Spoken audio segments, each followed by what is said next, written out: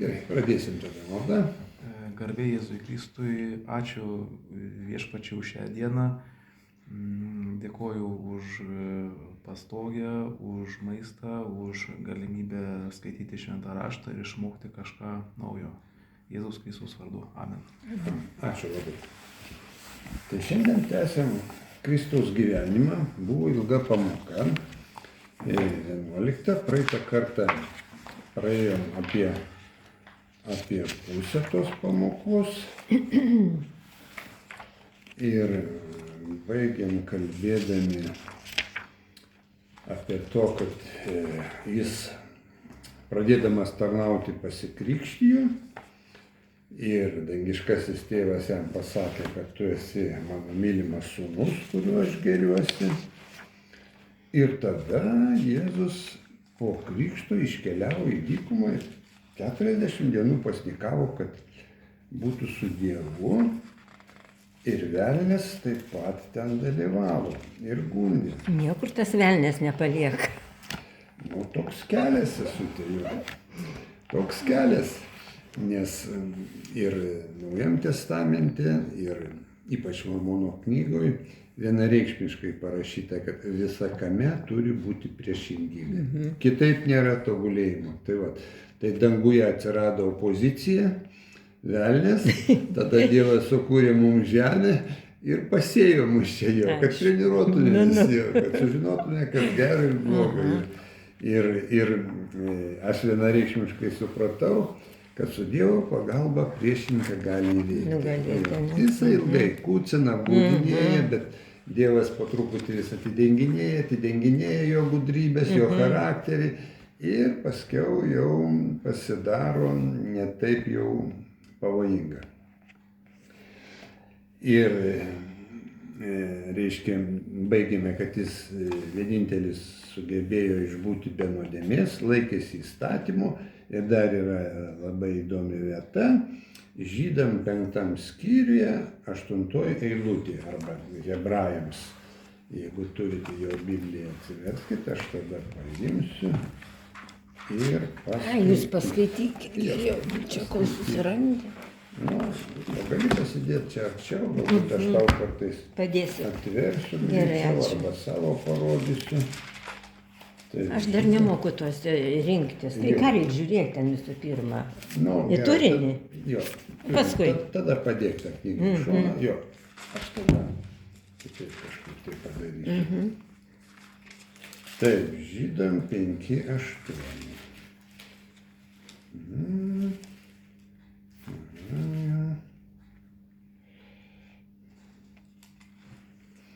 Paimk ir paskaityk čia. Taip, 8 eilutė. Nors, ane? Nu čia. Jo. Nors būdamas sūnus, jis per savo kentėjimus išmoko paklusnumo ir ištobulintas tavo amžinojo išgelbėjimo priežastimi visiems, kurie jam paklūsta. Dievo pavadintas. Ir tapo. Nors būdamas sūnus, jis per savo kentėjimus išmoko paklusnumo ir ištobulintas tapo. Tapo. Amžino išgelbėjimo priežastimi visiems, kurie jam paklūsta. Radai? Dar ne. Naujam testamente hebrajam arba žydam.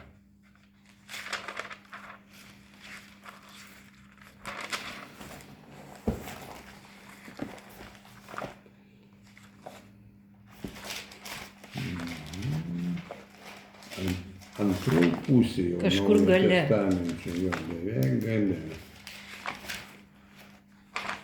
Tai Hebrajams 5:8. Nu. Tai 11:46 puslapis, jeigu tai. Jeigu neradai, čia aš atverčiu.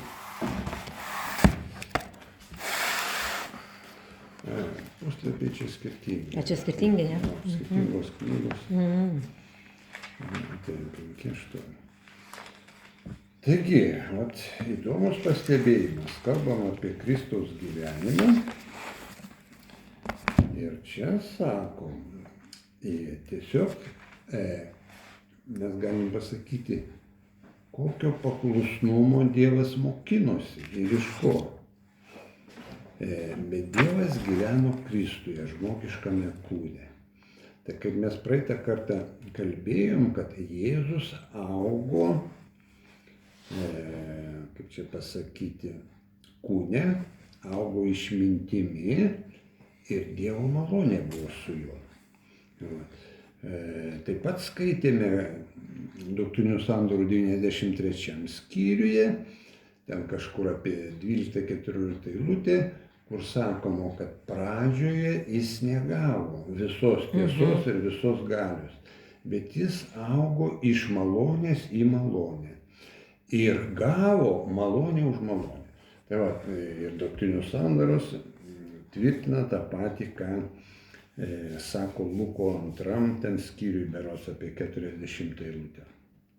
Ir čia toliau atsako, nors būdamas sūnus, Dievo sūnus, jis per savo kentėjimus išmoko paklusnumo. Suprantat?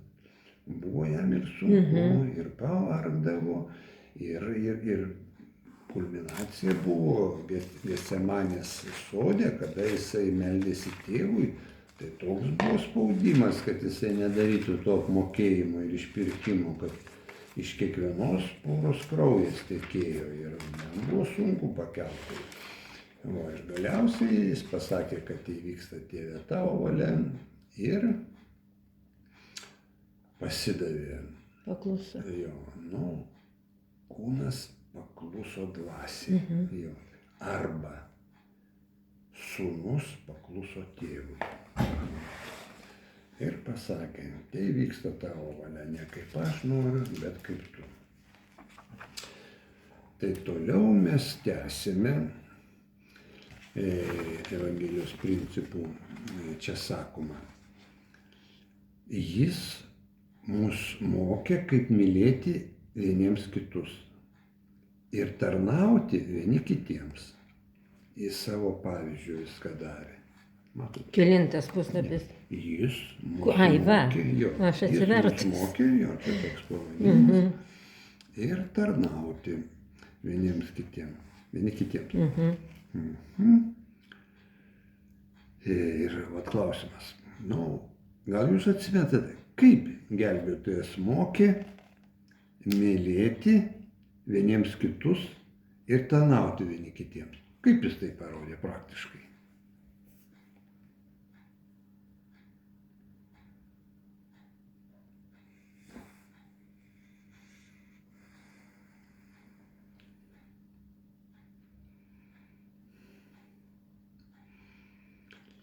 Kad mokyti, nemoku aš išsireikšti. Gerai, aš padėsiu.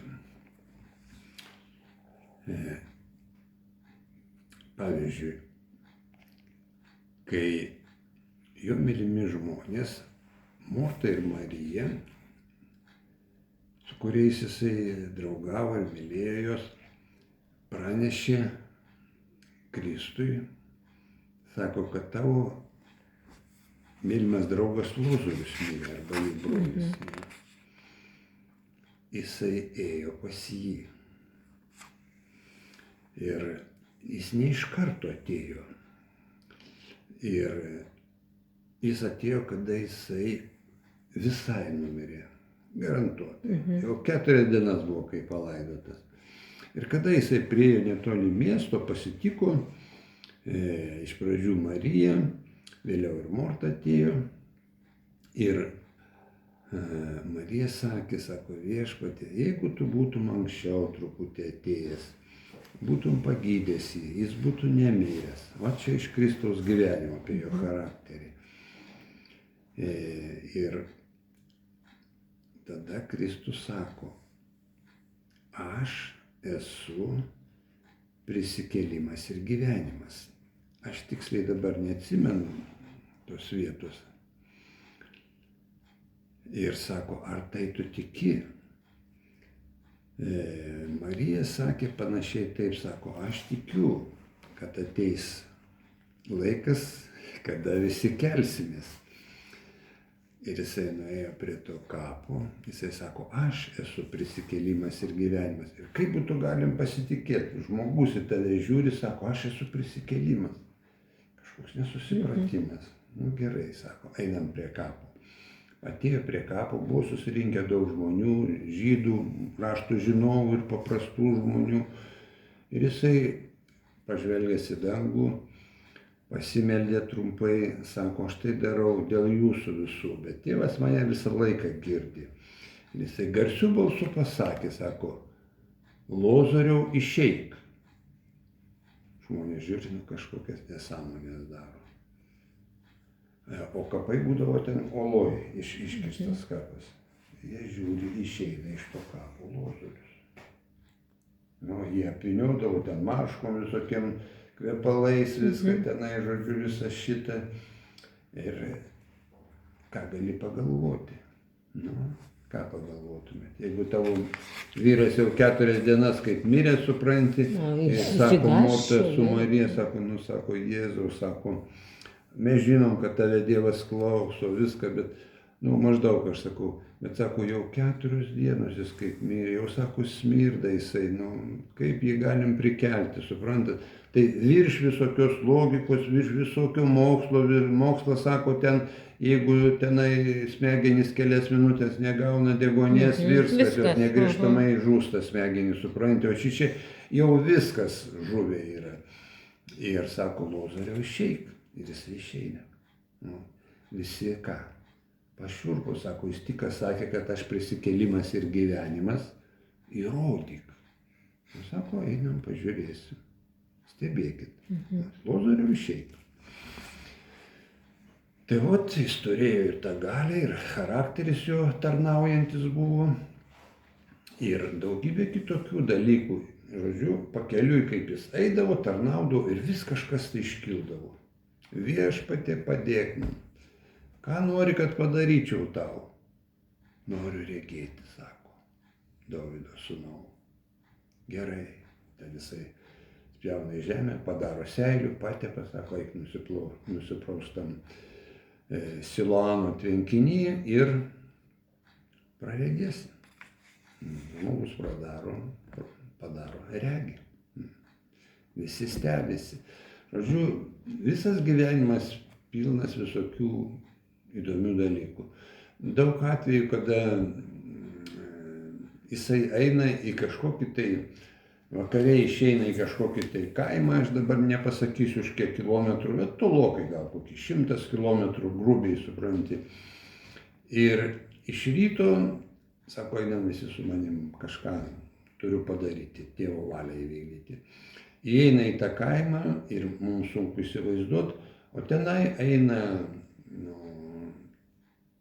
į kapus veda jaunuolį palaidotą.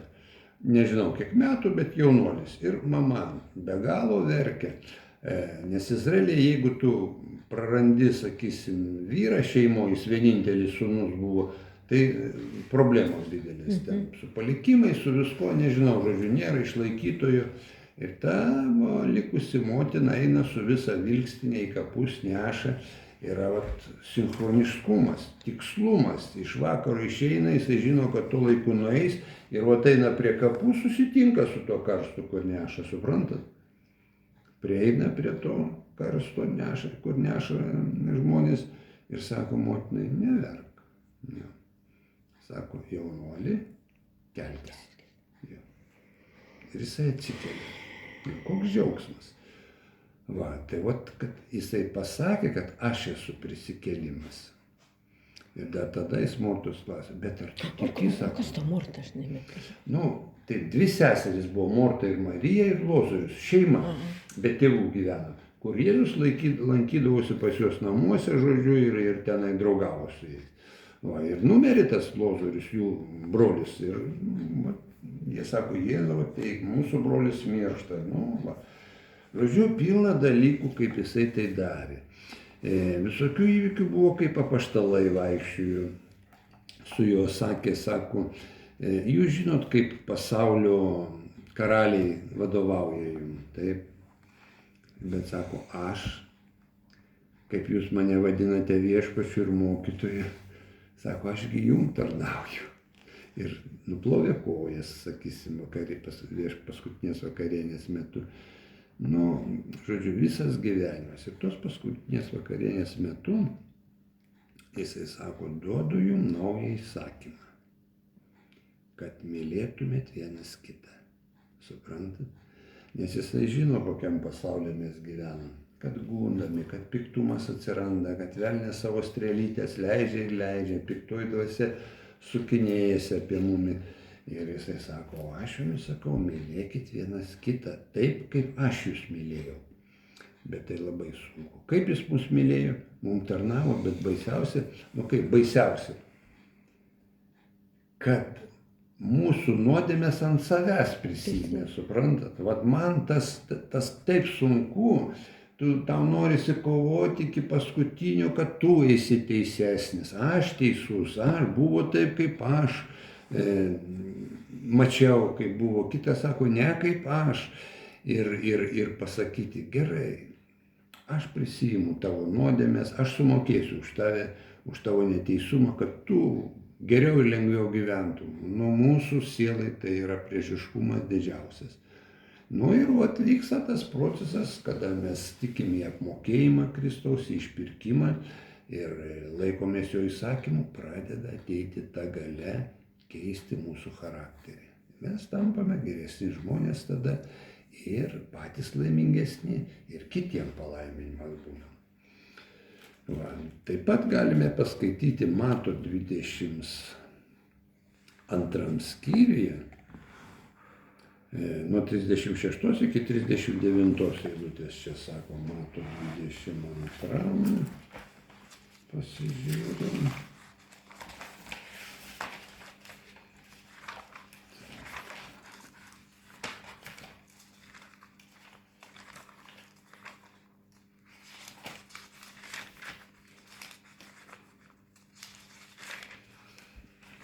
Savo knygą greitai atsiverčiau, įsigijau naują Bibliją, tai aš krapštausi su ją krapštausi.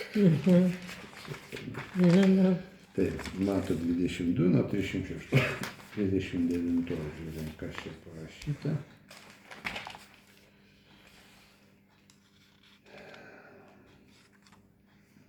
Na, jisai sakė, taip čia sako, jo klausė. Vienas įstatymo mokytojas, gundydamas jį. Mokytojau, koks įsakymas yra didžiausias įstatyme? Klausė. Aš iš Biblijos skaitau. Jėzus jam atsakė, mylėk viešpatį savo Dievą visą širdimi, visą savo sielą ir visų savo protu. Tai yra pirmas ir didžiausias įsakymas. O antrasis panašus į jį. Mylėk savo artimą, kaip save patį. Šiais dviem įsakymais remiasi visas įstatymas ir pranašai. Kaip jums tas įsakymas? Mylėk savo artimą, kaip save patį. Ką mes matome pasaulyje, kas darosi? Visokių neteisybė. Kaip? Visokių neteisybių. Visur neteisybė. Ar jums visą laiką pavyksta mylėti savo pažįstamus, šeimos narius, artimiausius kaip save? Ne visada. Taip, man irgi ne visada. Taip, jaučiu, kaip užeina piktumas, kaip nenori atleisti, kaip norisi kartais nekalbėti, tylėti. Tai visi šitie dalykai vyksta. Širdis užkietėja ir tada aš galvoju, o jeigu tas žmogus su manim taip nekalbėtų, kaip aš nekalbu, ar aš būčiau laimingas, tai reiškia, aš kažkaip tai turiu atsileisti jo savo širdyje, atsileisti, nusiraminti. Negaliu pasakyti, kad visą laiką su visais mes turime kalbėti, nes kiti iš tikrųjų žmonės negeri, nemalonus, bet atleisti turi visą laiką. Atleidžiam ir sakom, gerai, aš toliau nepyksiu, bet tu gyvenk savo gyvenimą, o aš savo gyvenimą gyvensiu. Jo. Taip, jisai davė tokį įstatymą. Mylėk savo artimą kaip save patį. Ir dabar, sakysim, jeigu kas nors paklaustų, tu mums davei tokį įstatymą, Viešpatie, o ar tu pats laikaisi jo įstatymo, tokio įstatymo? Mylėk Viešpatį visa siela, visų protų, širdimi ir savo artimą kaip save patį. Ir kaip mes minėjom Jono 15, jisai sako, kad duodu jums naują įsakymą, kad jūs mylėtumėt vienas kitą, kaip aš jūs mylėjau. Tai yra, kad kartais reikia net ir vienas kito nusižengimą priimti ant savęs ir padengti. Būna tokiu atveju. Jo gyvenimas yra pavyzdys, kaip turėtume laikytis šių dviejų įsakymų. Jei mylėsime Dievą, pasitikėsime ir paklusime jam. Jei mylėsime, tada galėsime. Kaip tai darė Jėzus? Jei mylėsime kitus, padėsime jiems patenkinti savo fizinius ir dvasinius poreikius. Padėsime. Ne viską už juos padarysime. Nes kartais, kada mes darom už kitus jų darbus, sugadinam žmonės. Nes jeigu žmogus pats gali pajėgus padaryti ir, beleką, darbus, beleką padaryti ir jis supranta, kad kažkas už jį daro, tai mes sugadinam žmogų tada. Jau kada yra bėda, kada žmogus viską padarė, ką gali, arba mes norim labai padėti, jaučiam dvasios paraginimą, įkvėpimą, tada padedam. Bet faktiškai yra galimybė ir visą laiką reikia padėti. Jėzus praleido savo gyvenimą tarnaudamas kitiems. Jis gydė jų ligas, jis padarė, kad aklieji matytų, kurtieji girdėtų ir luošieji vaikščiotų. Kartą jis gydė ligonius, buvo jau vėlu ir žmonės praalko. Užuot paleidęs juos, jis palaimino 5 kepaliukų duonos bei 2 žuvis ir stebuklingai galėjo pamaitinti 5000 žmonių.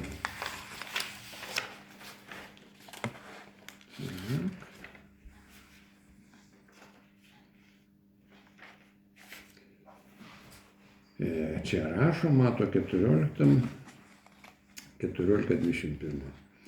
Jis mokė, jog kai tik tai matome alkanus, sušalusius, nuogus ar vienišus žmonės, turėtume kuo tik galėdami padėti jiems. Kai padedam kitiems, tarnaujame Viešpačiui. Mato 25 atsiverskime, nuo 35 iki 46.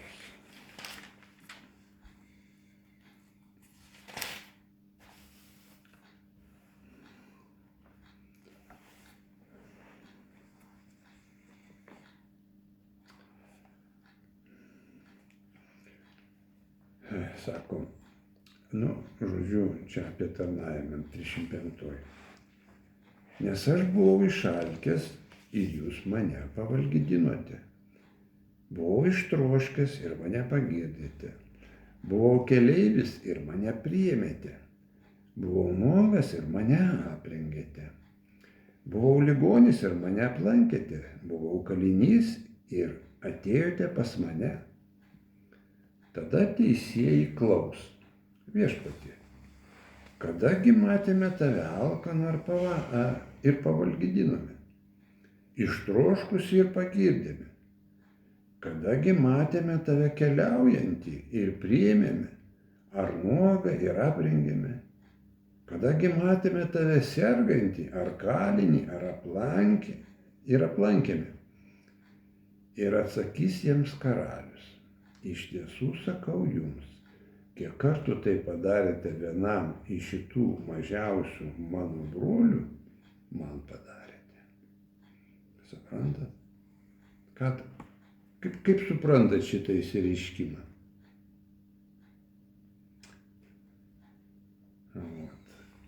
Iš tiesų tiesų sakau jums, kiek kartų tai padarėte vienam iš šitų mažiausių brolių, tai man padarėte.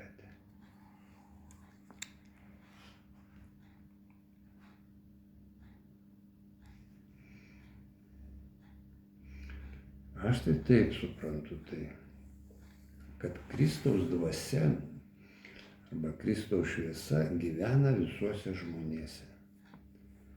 Nes ta Kristaus šviesa žmonės protauja ir tai jų sąžinė. O panašiai. Ir ta dvasia jie jaučia, kas teisinga, kas neteisinga. Kada jie vargsta, jie meldžiasi, prašosi pagalbos pas Dievą. Ir Dievas gali daugelį žmonių įdėti į protą, į mintį, kad pasuk tenai, tau reikia eiti ten, nori, kad tu eitum ten reikia kažkam padėti. Ir tu eini ir randi kažką. Randi tą, kuris meldė, kad Dieve man padėk. Jo. Ir sako, ir kada jūs padedate tokiam mažutėliam, kuriam reikia pagalbos, jūs man padedate. Nes aš juose gyvenu, tai mano vaikai. Ir va tokiu būdu, sako, kiek kartų kam padėjote, kada jie buvo bėdoj, tiek kartų man padėjote. Tai va įdomus yra supratimas ir kaip mums reikia būti atsargiem, kada kas nors prašo pas mumi pagalbos, tikrai jam reikalinga ta pagalba, nesavanaudiškas atvejis, ne kažkoks egoizmo pasireiškimas. Ir mes sakom, ai, pas mane pilna savo reikalų. Tai tada jau negerai. Tada mes kreipsimės pas Dievą ir prašysim jo pagalbos.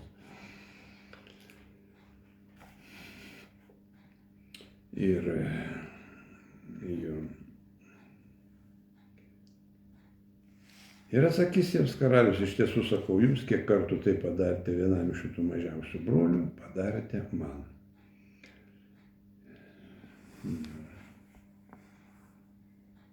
Taip, kur čia viską aš pamečiau. Jonas mylėjo kitus visą širdimi. Va, jo, taip. Iki 46. Dar kelias eilutės toliau.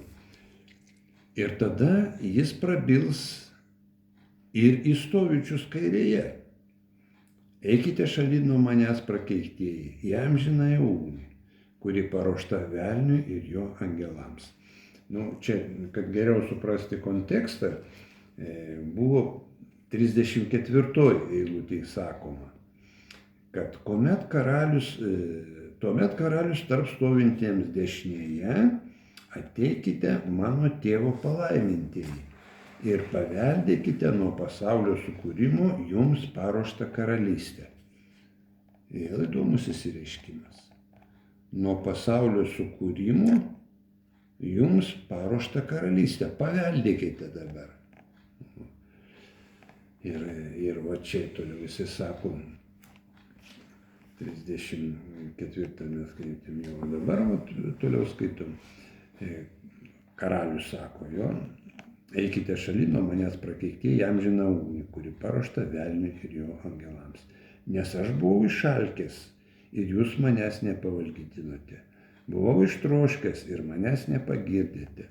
Buvau keleivis ir manęs nepriėmėte. Nuogas ir manęs neaprengėte. Ligonis ir kalinys ir manęs neaplankėte.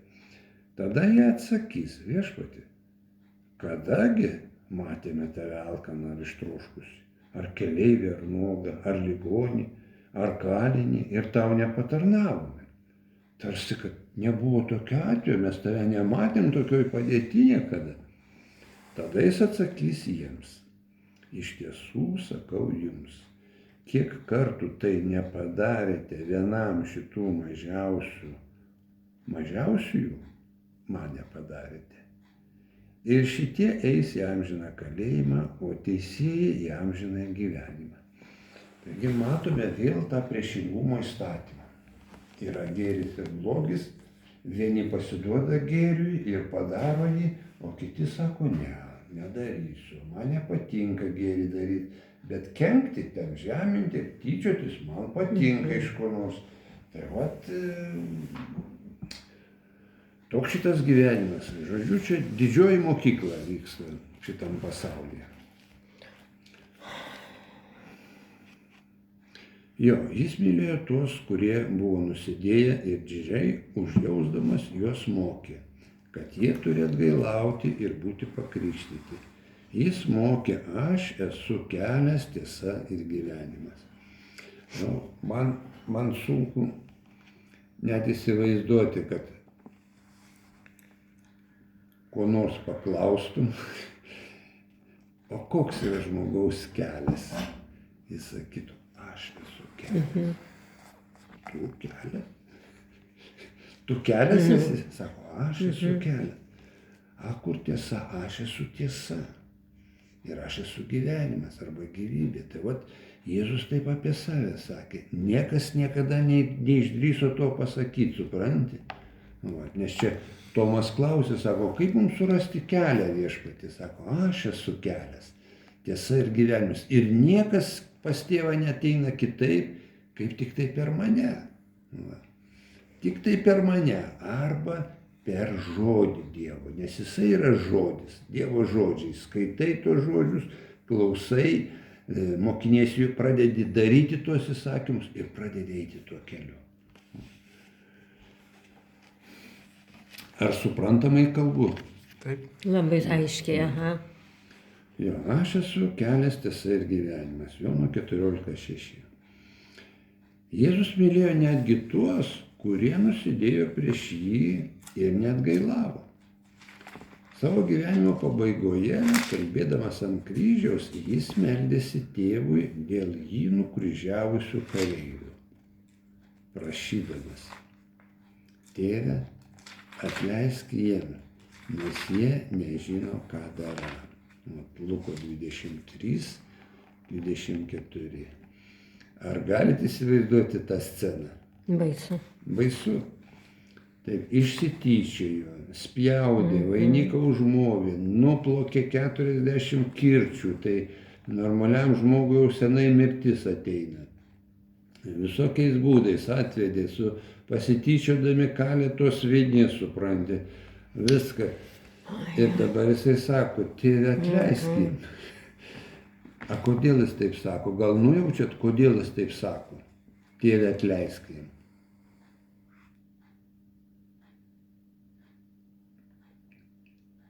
Nes jie nesupranta, ką daro. Kodėl jis taip sako? Nes piktasis jų širdyje. Suprantat? Ne jie patys, ne tiek jie patys nekenčia Jėzaus, kiek ta dvasia, kuri gyvena puolusiame žmoguje, nekenčia Jėzaus arba to Dievo maloningo charakterio. Jau negalėjo piktasis įveikti jo jokiais gundimais, tai sako, nors padarysim, kad kuo skaudžiau jam būtų viskas. Jo, vat, ir dėl to jisai sakė, vat, jausdamas tą. Ir kaip mum nelengva pasakyti, jauti, Tomai, kaip nelengva pasakyti, kada tave kažkas žemina. Atleisk jam, Dieve, jis nesupranta, ką daro, bet galvoju, kodėl jis nesupranta. Galėtų suprasti. O dažniausiai žmogus pradeda suprasti tik tada, kai pats pabūna toj situacijai. Tai galbūt pas tave kūrėsi, kaip čia pasakyti, praktika, kaip nereikia daryti. Aš grinai iš to mokinausi, kada mane žemino ir tyčiojusi, galvoju, vau, kaip negerai jaučiuosi, kaip nemalonu yra. Ir po to mąstydavau, tai jeigu taip yra, tai aš neturėčiau taip elgtis. Taip. Ir vis tiek įsprūsta, ir vis tiek pasitaiko, nors ir žinau, kad reikia elgtis, mylėk artimą kaip save patį. Ir vis tiek tai pasitaiko. Ir pradedi stebėti, kad koks sudėtingas mūsų protas ir įtaka, iš kur ta įtaka, iš kur tie žodžiai prašoksta, kaip tas išdidumas gyvena mūsų ten širdyje. Va, bet stebi save, stebi Jėzaus elgesį, stebi kitus gerus žmonės ir galvoju, vau, pas juos gaunasi pas mane tas gaunasi, reikia pasitempti, reikia pasimokinti. Būti geresniam. Nepavyksta, tai sakai, Viešpatie padėk. Jaučiu, kad tai teisinga, bet negaliu padaryti, suprantat, prašai pagalbos tada, kad nesukristum.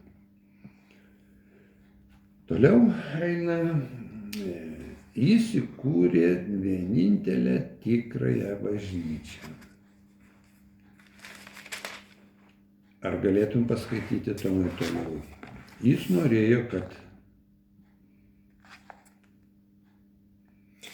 Jėzus norėjo, kad jo evangelija būtų skelbiama visiems žmonėms, žemės žmonėms. taip, Todėl jis išsirinko 12 apaštalų, kurie liudytų apie jį. Jie buvo pirmieji jo bažnyčios vadovai. Jie gavo įgaliojimą veikti jo vardu ir daryti darbus, kuriuos matė jį darant. Tie, kurie gavo įgaliojimą iš jų, taip pat galėjo mokytis, krikštyti ir atlikti apeigas jo vardu. Po jo mirties jie tęsė jo darbą tol, kol žmonės nepasidarė tokie nelabi, kad nužudė apaštalus. nu va. Kristus sakė, sako, neįsigaskit, kad jie jūsų nekęs. Nes sako, pirma, jie manęs nekentė, piktadarė, arba ta dvasia, kuris sklando žmonyse, jų protuose, širdyse pasėta. Va. Ir čia jisai sakė, kad jeigu jie ir su jumi pasielgs, tai jis sako, dažniausiai daug kas pasielgs darydami Dievo vardu tai. O tai yra pavojinga. Tarsi žinodami raštą, žinodami įstatymus, taip kaip žydai, fariziejai, su Kristumi, turėdami įstatymą, laikydamisi smulkmenų, didžiųjų įstatymų, mylėti artimą kaip save patį, nesilaikė. Ir kada teisė Kristus, sako, jisai piktadaris, jisai, ką čia jo klausinėti, ką čia jo klausyti. Nikodemas sakė, sako, bet mūsų įstatymė tai sako, taip nesako. Mūsų įstatymė sako, pirmą reikia apklausti žmogų, išsiaiškinti, ar tikrai taip yra, tada tik tai galima teisti jį. Nu, tai va, tai žodžiu. Va, ir čia labai įdomiai sako, jis įkūrė savo bažnyčią, apaštalai, jis išsirinko 12 apaštalų. Ar žinote, ką reiškia tas žodis apaštalas? Padėjėjai? Kaip? Padėjėjai? Ne, tai ypatingas liudytojas. Nu, dvi prasmės tokias, sakyčiau, pagrindinės turi. Ypatingas liudytojas ir siųstasis. Jo. Tai yra, iš vienos pusės jis turi žinojimą, tikėjimą ir pasitikėjimą Viešpačiu ir girdi jo dvasią. Ir kada girdi ir Viešpats turi kažkokį tai pavedimą sudėtingą ar ką, kalba jiem ir sako, noriu, kad tu ten keliautum į tą šalį ir atliktum tokias pareigas. Ar skelbtum Evangeliją, ar krikštytum, ar žodžiu mokintum kažką. Tai va, tai tų ypatingų liudytojų. Dar viena iš savybių čia yra, kad tie liudytojai matė jį gyvą. Viena iš ypatingų savybių. Va, bet šiuo laiku mūsų apaštalai 12 bažnyčių, daugelis arba daug yra matę jį. Tai yra šventykloje matė, kaip jisai tarnauja žmonėm, kitokiais būdais yra, jie irgi yra ypatingi Kristaus liudytojai, mūsų apaštalai ir pranašai. Jie buvo pirmieji bažnyčios vadovai, jie gavo įgaliojimą veikti jo vardu ir daryti jo darbus. Vat labai yra svarbus dalykas, jie gavo įgaliojimą. Taip. Sako, aš siunčiu jūs, kaip avis tarp vilkų, skelbti Evangeliją, daryti gerą tenai, gydyti, išvaryti piktas dvasias. Žodžiu, aš duodu jums galią ir siunčiu 12, paskiau 70 žmonių, sako, aš duodu jums galią ir siunčiu. Bet yra ne tas pats, kas žmonės, sakysim, sukuria kažkokį tai religinį institutą aukštą, jisai žymus, mokinasi Bibliją, studijuoja ir jie pradeda steigti bendruomenės, daryti krikštus tenai, nu, žodžiu, visokius dalykus, žiūrėti, kaip apaštalai darė ir jie daryti. Nesakau, kad tai yra blogai. Daug žmonių mokinasi, gerų dalykų išmoksta, bet netikiu, kad jie turi įgaliojimą tai Kristaus vardu daryti. O dėl to aš pasirinkau šitą bažnyčią, nes aš tikiu ir gavau liudymą iš viešpaties dvasios, iš šventosios dvasios, kad Džozefas Smitas buvo tas pirmas apaštalas atstatytas, jis gavo tą įgaliojimą, po to Oliveris Kauderis ir sakė, dabar pagal mano valią tu padalink tą įgaliojimą kitiem 12 apaštalų, 70 ir kitiem ten, sakysim, Arono kunigystės, Melchizedeko kunigystę turintiems, kad jie darytų ne savo norų, bet mano vardu ir mano galia. Tai man tai buvo labai priimtina, kai aš tai supratau ir sužinojau ir pajaučiau. Tie, kurie gavo įgaliojimą iš jų, taip pat galėjo mokyti, krikštyti ir atlikti apeigas jo vardu. Po jo mirties jie tęsė jo darbą tol, kol žmonės nepasidarė tokie nelabi, kad nužudė apaštalus. Mes žinom, kad visi apaštalai tragiškai žuvo, išskyrus apaštalą Joną, nes viešpats jam pažadėjo, kad tu nemirsi. Jis nebuvo taip nužudytas kaip kiti apaštalai. Jis sėdėjo kalėjime, bet žodžiu, aš tikiu, kad jis išliko gyvas, kaip viešpats pasakė. Einam prie kito punkto. Jis išpirko mus iš mūsų nuodėmių ir išgelbėjo mus nuo mirties. O toliau apie Jėzaus gyvenimą.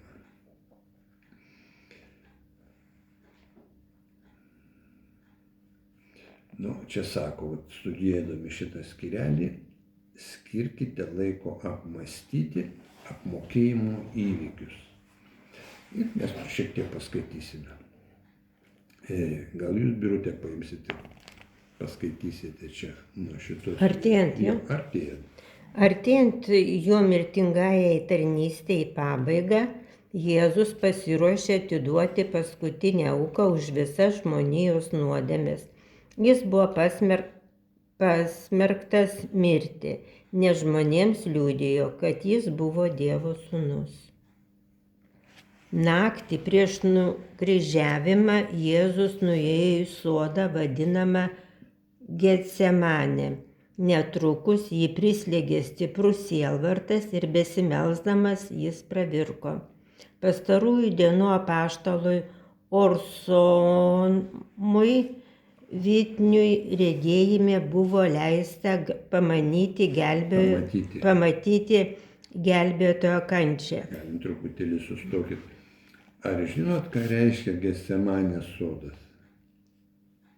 Ne. Kur buvo Ievas ir Adomas, ne? Ne. Getsemanės sodas tai buvo vieta, kur buvo daug alyvmedžių ir spausdavo aliejų. Po dideliu spaudimu, suprantat, presas spaudžia ir pradeda tekėti aliejus iš alyvų.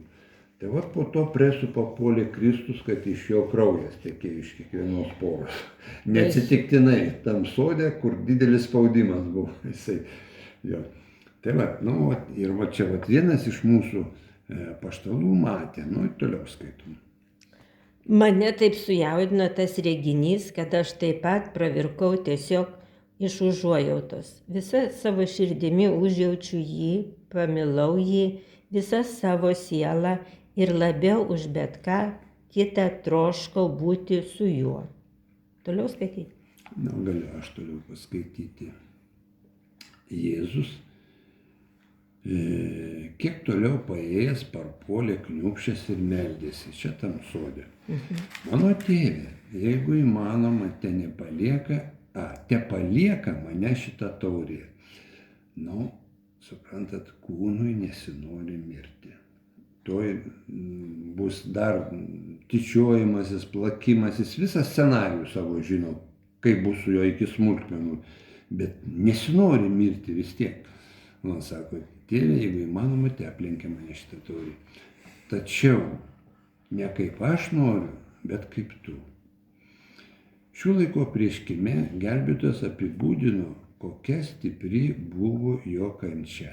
sakydamas, kad ji vertė jį drebėti iš skausmo ir kraujuoti iš kiekvienos poros ir kentėti tiek kūnu, tiek dvasia. Nes kai kurie sako, jam greičiausiai bepigu buvo, jis mokėjo padaryti, kad jam neskaudėtų nieko, tarp kitko viskas tenai būtų. Bet raštas sako, ne, jisai kentėjo pilną skausmą. Jo. Tai doktrinų sandorų 19-18, gal aš greičiau atsiversiu ir pažiūrėsim, kas čia parašyta. Doktrinų sandorų 19 skyrius.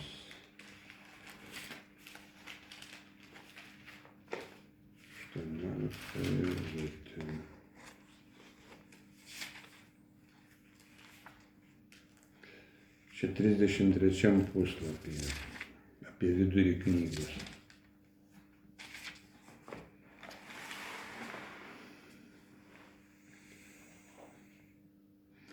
Gal nuo 17 galim paskaityti. Bet jeigu jie neatgailautų, jie turėtų kentėti taip kaip aš. Kentėjimą, dėl kurio net aš, pats Dievas, didžiausias iš visų, drebėjau iš skausmo ir kraujavau iš kiekvienos poros. Ir kentėjau tiek kūnu, tiek dvasia. Ir aš norėjau negerti tos taurės, tos karčios taurės, ir atmesti, tačiau tėvui tebu šlovė. Aš išgėriau ir užbaigiau savo pasiruošimus žmonių vaikams. Jo, aš išgėriau tėvo valią iki dugno ir užbaigiau pasiruošimus žmonių vaikams. Tada, kada teisumas įvykdytas, už nuodėmę sumokėta, dabar žmonės gali ateiti pas jį ir prašyti atleidimo, kadangi Jėzus advokatas mūsų sumokėjo ir išpirko mus.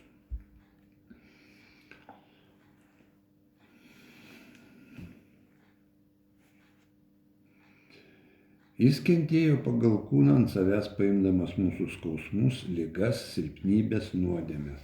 Daugybė. Almos 7 nuo 10 iki 13. Irgi labai geros eilutės. Almos 7. 7 nuo 10 iki 13. Kaip matome, kad ir Mormono knyga liudija apie tos pačius dalykus, kaip ir Biblija. Ir aš paskaitysiu. Nuo 10 jo čia rašo iki 13. Ir sako, iš tai jis gims iš Marijos, Jeruzalės žemėje. Čia Alma, Amerikos žemyne, mato regėjimą. Jis gims iš Marijos Jeruzalės žemėje, kuri yra mūsų protėvių žemė. Ir ji bus mergelė, brangus ir išrinktas indas, kuris bus pridengtas šešėliu ir pradės šventosios dvasios galia ir atves sūnų, tai būtent Dievo sūnų. Ir jis eis kentėdamas visokius skausmus ir suspaudimus ir gundymus. Ir tai tam, kad galėtų išsipildyti žodis, sakantis, jis paims ant savęs savo žmonių skausmus ir ligas. 12 eilutė. Ir paims ant savęs mirtį, kad galėtų atrišti mirties pančius, surišusius jo žmonės. Ir paims ant savęs jų silpnybės, kad jo vidus prisipildytų gailestingumo pagal kūną, kad jis savo kūnu sužinotų, kaip pagelbėti savo žmonėms jų silpnybėse. Jis pats turi pereiti visokius keistus sunkumus, jausmus, ir patirti ir užfiksuoti savyje. Kada mano žmonės eis per tai, aš žinosiu visus velnio žaisliukus, visus įrankius, visas priemonės, žinosiu, ką jie jaučia, kaip jiems sunku ir žinosiu, kaip įėjus į juos pagelbėti jiem ir patarti. Taip, kaip pagelbėti savo žmonėms jų silpnybėse? Dabar dvasia žino viską. Nepaisant to, Dievo Sūnus kenčia kūnu, kad paimtų ant savęs savo žmonių nuodėmes, kad savo išlaisvinimo gale ištrintų jų prasižengimus. Ir dabar štai tai yra liudijimas, kuris yra manyje.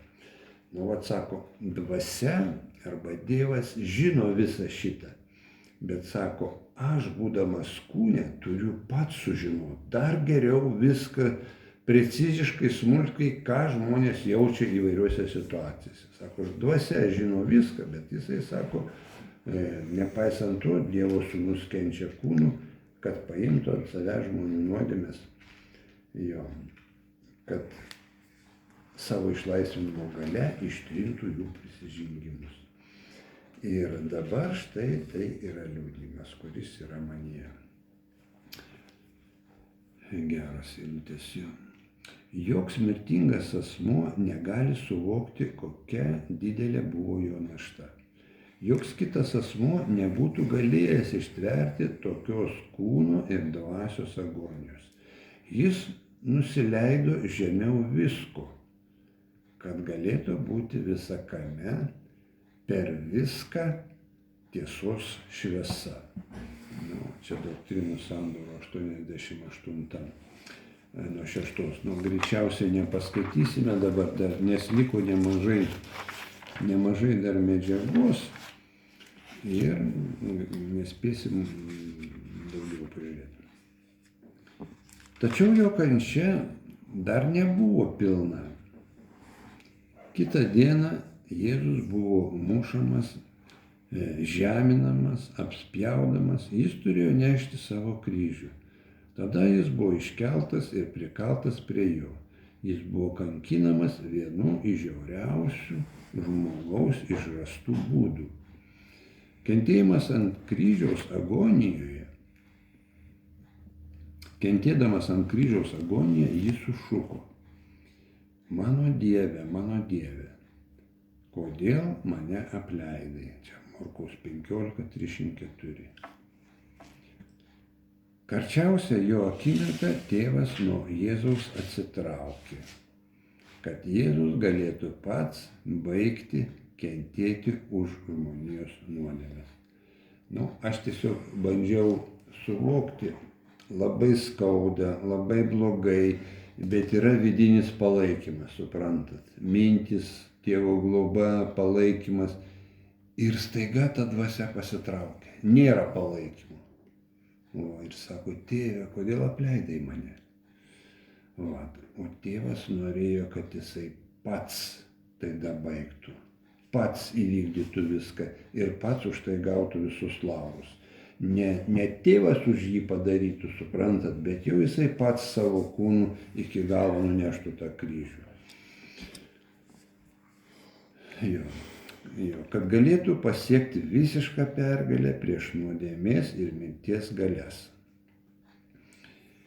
Kai gelbėtojas suprato, kad tėvas priėmė jo auką, jis garsiai sušuko: atlikta. Jono 19:30.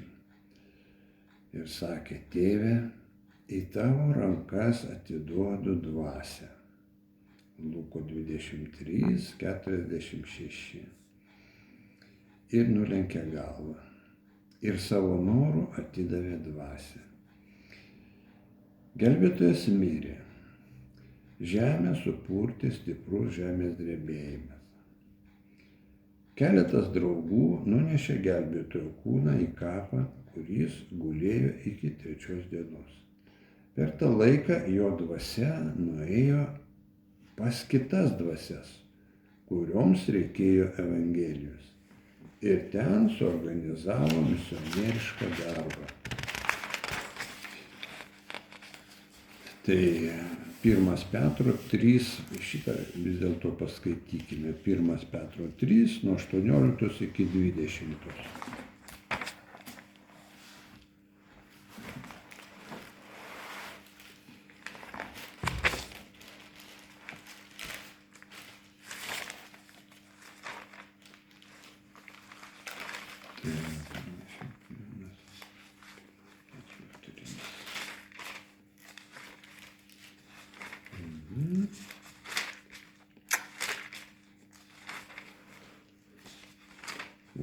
atsiversiu tada sekančią vietą.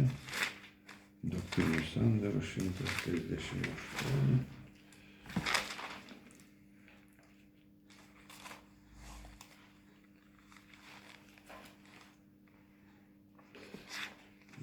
Greičiausiai mes visos skyriaus neperskaitysime, bet aš kai ką viskai paskaitysiu ir pakomentuosiu. Ar atsivertytumai? Dar neradau. Neradai dar. Taip.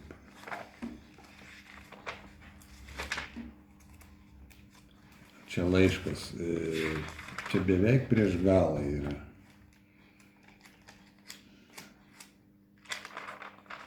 Pirmas Petro 3, 18, 20.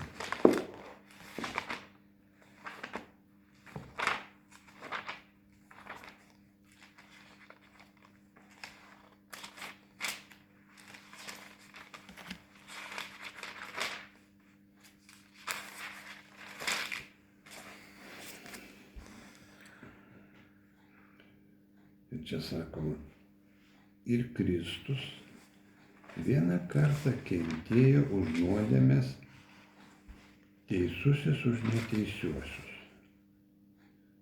kad mus nuvestų pas Dievą. Beje, būdamas numarintas, bet atgaivintas dvasia, jis nužengė žemyn ir skelbė kalėjime esančioms dvasioms, kuriuose kadaise buvo neklusnios, kai Nojaus dienomis Dievo kantrybė laukė, bestatant arką, kuria nedaugelis, tai yra 8 sielos, buvo išgelbėtos vandeniu. Va. Mirusiųjų pasaulis, kaip kalėjimas čia vadinama, jisai nužengė. Tenai kaupėsi nusidėjusios dvasios. Mirusių pasaulis iš tikrųjų raštas sako, kad yra tarsi į 2 dalis padalintas. Į vieną dalį eina neteisus, neatgailavę mirusių pasaulyje ir, žodžiu, graužiami savo sąžinės kaip ugnies. O į kitą dalį eina teisėjai, kurie mylėjo viešpatį, savo artimą, pranašai. Va.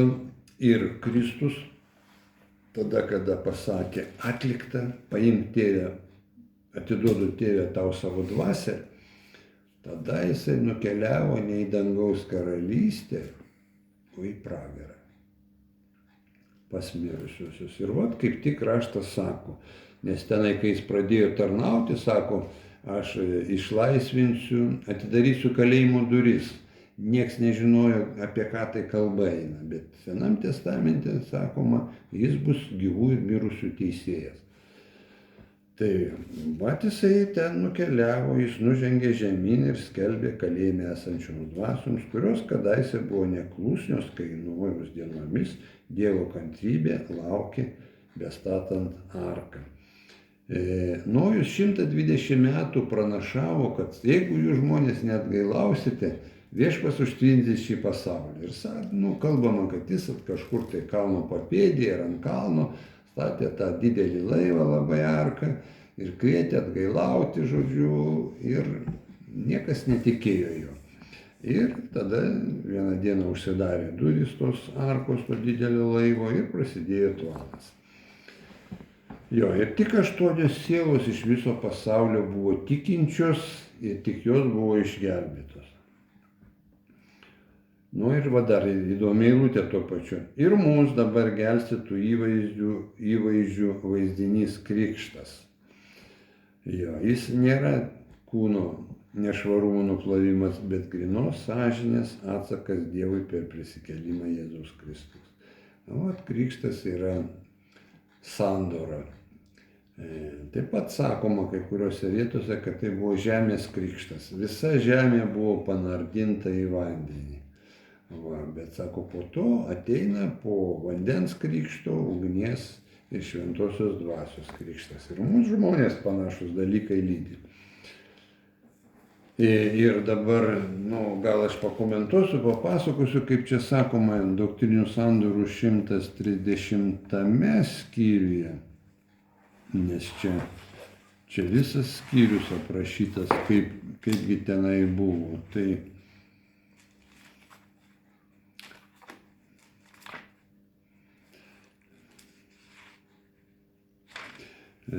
maždaug taip. Pranašas apmastinėjo Petro šitas eilutės, 1 Petro 3, 18 ir 20, ir jis galvojo, kaip jisai taip ilgai tarnavo žemėje ir taip mažai žmonių galėjo įtikinti atsiversti.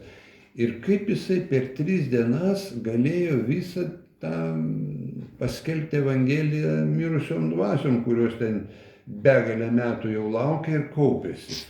Ir sako, ir mąstydamas aš šitos dalykus, tai sako, ir man apmąstant tai, kas parašyta, mano supratimo akis buvo atvertos ir viešpaties dvasia buvo ant manęs. Ir aš išvydau pulkus mirusiųjų, tiek mažų, tiek didelių.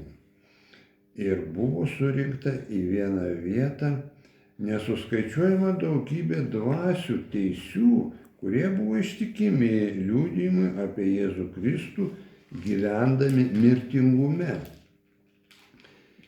Ir kurie atnašavo auką panašią į didžiąją Dievo Sūnaus auką ir iškentėjo suspaudimą dėl savo išpirkėjo vardo. Ir visi šitie paliko mirtingąjį gyvenimą tvirtai vildamiesi šlovingo prikėlimo per Dievo Tėvo ir jo viengimio Sūnaus Jėzaus Kristaus malonę. Aš pastebėjau, kad jie buvo pilni džiaugsmo ir linksmybės ir džiūgavo drauge, kadangi jų išvadavimo diena buvo jau čia pat. Žodžiu, maždaug taip. Ir praleisiu kai kurias vietas, kad buvo pasiųsti tie ištikimieji šventieji, būdami tenai, paruošti Jėzaus ir duoti su įgaliojimu skelbti į nedorąją pusę tam pragare. Kad jis pasiuntė, jis ne pats ėjo tenai, pats jisai nuėjo į mirusių pasaulį pas doruosius. Ir jiem davė įgaliojimą ir jie pasiskirstė ten, žodžiu, savo pulkais, savo grupėmis ir ėjo į nelabųjų pasaulį. Bet pas nelabuosius jis nėjo ir nepakėlė savo balsų tarp bedievių ir net gailaujančių, kurie suteršė save būdami kūne. Ir taip pat jo akivaizdos neišvydo ir jam į veidą nepažvelgė maištaujantieji, kurie atmetė senovės pranašų liudijimus ir įspėjimus. Kur buvo šitie, viešpatavo tamsa, bet tarp teisiųjų buvo ramybė.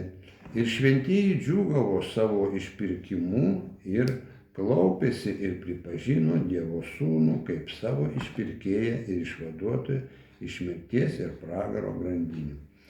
Jų veidai švytėjo ir ant jų buvo spindesys nuo viešpaties akivaizdus. Jie giedojo šlovinimus šventajam jo vardui.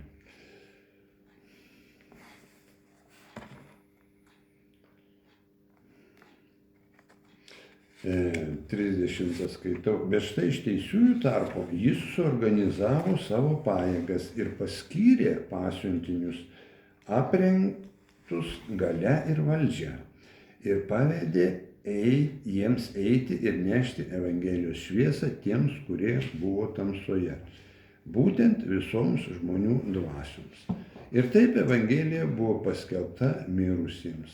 Ir išrinktieji pasiuntiniai nuėjo skelbti viešpaties malonės dienos ir skelbti laisvės belaisviams, kurie buvo supančioti, netgi visiems, kurie tik atgailaus dėl savo nuodėmių ir priims Evangeliją.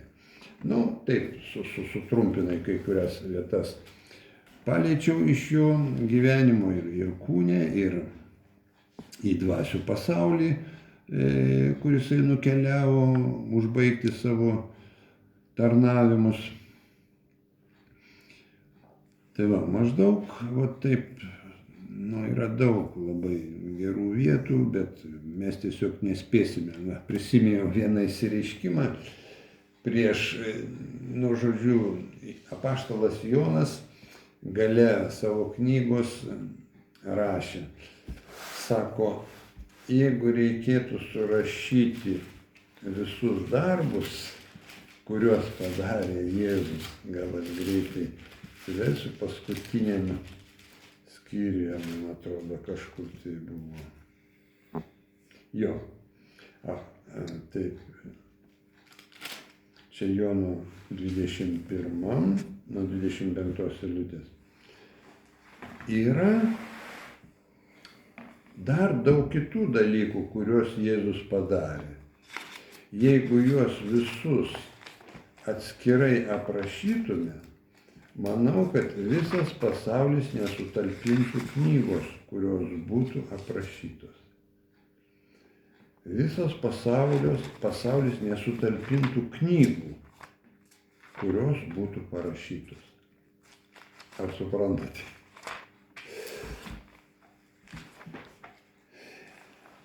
Kiek jisai padaręs visko? Kiek gero padaręs, kad Tai ne tik gero, bet visa ta kvantinė fizika, visas tas nematomas dvasinis pasaulis, žmogaus, visų vabzdžių, visų gyvulių sutvėrimas, suprantat, tai jo darbas. Ir sako, ir jeigu mes aprašytume visą tai, tai visą šitą žemės tų knygų netilptų jos, jeigu mes visus darbus aprašytume. Tai mes apie jo gyvenimą irgi taip truputėlį palėtėm įdomius aspektus, kaip jisai augo, kaip tarnavo, kaip mokino mus mylėti ir kaip numirė už mumi ir galiausiai prisikėlė ir dar į mirusių pasaulį nukeliavo paskelbti geros naujienos. Tai vat maždaug toks, kaip čia pasakyti, per 2 pamokas padarėm trumpą apžvalgą Jėzaus Kristaus gyvenimo.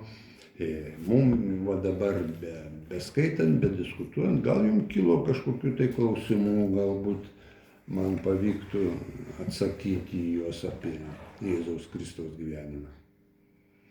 Kad labai sudėtingas yra. Kaip? Labai sudėtingas kažkaip. Taip, labai sudėtinga. Tai čia tik tai trupiniai, o jeigu mes perskaitytume visą Naują Testamentą, tai būtų labai sudėtinga. O mes, ką mes galim, vieną kitą eilutę tik tai paliesti. Aš esu kelias, tiesa, gyvenimas. Aš esu prisikėlimas. Aš esu Jehova. Aš esu Kristus arba Dievo siųstasis, pateptasis, kuris siuntė gelbėti žmonių ir atvesti atgal pas tėvą namo. Labai sudėtingas ir aš jau gal turbūt 35 metai, kaip studijuoju visą šitą reikalą ir dar labai įdomu ir Viešpats dar vis apreiškia ir pagilina tą supratimą ir atveria ir tada aš vėl vartau raštus žiūriu, ar tikrai tos mintis teisingos, ar neapgavo mane kokia klaidinanti dvasia. Pasitvirtina smagu viską ir džiūgauju, dėkoju jam už jo malonę ir ištikimybę, ir draugystę, žodžiu, ir dangiškasis tėvas, ir Viešpats labai yra geri, malonus ir aš juos abudu labai myliu. Tai va, mylimieji, jeigu daugiau pas mumi diskusijos nėra, klausimų, tai šiandien ir užbaigsime tada, gerai? Birutėlė, gal pabaigos laukdamų pasakysite? Brangus dangiškas tėve, dėkojam tau už šią bažnyčią, kurioje mes galime susirinkti ir įsiklausyti į tavo raštus, kuriuos mums labai aiškiai ir suprantamai dėsto mūsų mokytojas. Ir dėkojame tau, ir visą tai sakau Kristaus vardu. Amen. Ačiū, Birutėlė.